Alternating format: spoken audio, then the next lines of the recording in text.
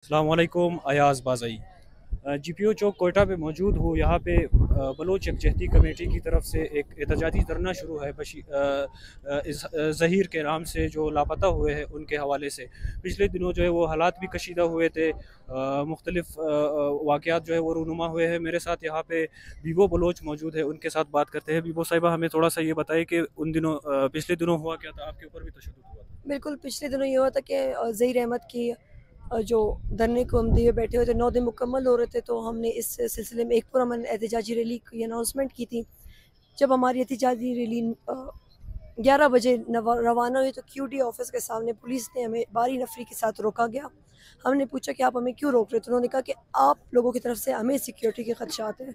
तो हमने कहा सर, हम कम्प्लीटली पुरअमन है, हमें जाने देंगे, एहतजाज रिकॉर्ड होगी और हमारी टीम वापस इधर आएगी। लेकिन बगैर हमारी कोई बात सुने, बगैर कोई हमें ये बताए कि 144 नाफिज हुई है, बगैर ये कि किसी मेगाफोन में ये लोग अनाउंस करें, इन्होंने सीधा ऑर्डर जारी किया कि इनको पकड़े और मारे। उसके बाद हम पे 1 घंटा इनका ये जो लाठी चार्ज, आंसू गैस की शेलिंग हुई, हमारे साथी ज़ख्मी हुए हैं, फीमेल्स को उन्होंने मारा है, मुझ समेत मेरे साथियों पे उन्होंने तशद्दुद किया है। इवन कि मुझ पे मेल नफ़री को उन्होंने, अपनी फ़ीमेल नफ़री को साइड पे करके इन्होंने कहा कि इसको मेल नफ़री मारे, तो मुझ पे मेल नफ़री ने मैन हैंडलिंग हुई है मेरे साथ। फिर हम जब वापस गए अपने बेस कैंप, जहाँ पे हमारा सरियाब सेशन कोर्ट के सामने हमारा कैंप था, वहाँ पे फिर आवाम की काफ़ी ज़्यादा सपोर्ट मौजूद थी उस वक्त। फिर हम अपनी वापस जो एक अवामी ताकत थी हमारी, हम उसके साथ वापस आए और सेक्रेटरीट चौक के सामने धरना देने के लिए। फिर से दोबारा इन्होंने हमारे पास आंसू गैस शेलिंग किए, पथराव किए, हवाई फायर किए, जिसमें 9 से 6 साथी हमारे ज़ख्मी हैं। फ़ीमेल को हमारी गोलियां लगी हैं। उसके अलावा लड़कों को यहाँ पे हड्डियाँ क्रैक हुई हैं, नाक की हड्डियाँ टूटी हैं, खून निकले हैं। और हमारे जितने भी ज़ख्मी साथी थे, उन्होंने ये बेहोशी की हालत में उनको गिरफ़्तार किया हुआ है। अब तक 40 के लोग हमारे गिरफ़्तार हैं और हमें उनके नाम, हमारे पास कोई इनकी लिस्ट जो हमें प्रोवाइड करता है कि हम हमारे पास जो लिस्ट है उससे मैच करें। ना हमें ये बताया जा रहा है कि साथी ज़ख्मियों को कोई ट्रीटमेंट दी जा रही है, नहीं। क्योंकि मैं जब खुद अपने साथियों के साथ गिरफ़्तार थी, ये लोग जो है हमें हमें इलीगल डिटेंशन में इन्होंने रखा हुआ था और हमारे साथ कस्टोडियन टॉर्चर हो रहा था। मेरे साथ ख़वातीन बेहोश थी और ये लोग हमें कोई मेडिकल असिस्टेंस प्रोवाइड नहीं कर रहे थे। अभी आप लोगों के पास जो लिस्ट है, जो आप लोगों के एहतजाज करने वाले हैं जो गिरफ्तार है, उनके पास वो कितनी तादाद है? हमारे पास 40 की तादाद है।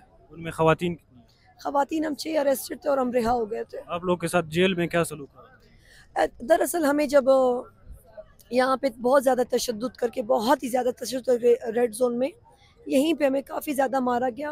मैं थी, डॉक्टर सबिया लोग थे और बाकी साथी थे। उसके बाद इन्होंने हमें प्रिजनर वैन में डाला तशद्दुद करने के बाद। फिर हुआ ये कि हम साथियों ने वैन अंदर से बंद कर दिया था एहतजाजन। फिर हमने ये बोला था कि हम तामर्ग भूख हड़ताल पे बैठे हुए, अगर हमारे मुतालबात नहीं माने जाते, जिसमें हमारा था कि हमारे फ़ीमेल्स के मोबाइल वापस किए जाएँ और हमारे जो मेल हज़रात हैं उनको छोड़ा जाए। उन्होंने यकीन दहानी करवाई और स्टेटमेंट्स जारी किए। इस बुनियाद पे फिर हमने अपना वैन खोला और फिर हम यहाँ पे वापस साथियों के पास आए। हुकूमत की अगर बात करें, वज़ीर दाखिला मीर ज़िया लांगो कह रहे हैं कि जो लापता है वो हमारे पास नहीं है। उनके हवाले से लापता नहीं है तो फिर हमारे पास भी प्रूफ है कि आपके पास है। अगर आपके पास एक बंदा लापता नहीं है तो फिर आप उस CTD के खिलाफ एक FIR कर लेना। क्या जाता है कि एक FIR काटने में, रियासती इदारा है, अवाम का इदारा है, FIR काटें, केस चलेगा, आपको भी पता चल जाएगा, हमें भी पता चल जाएगा कि है कि नहीं है।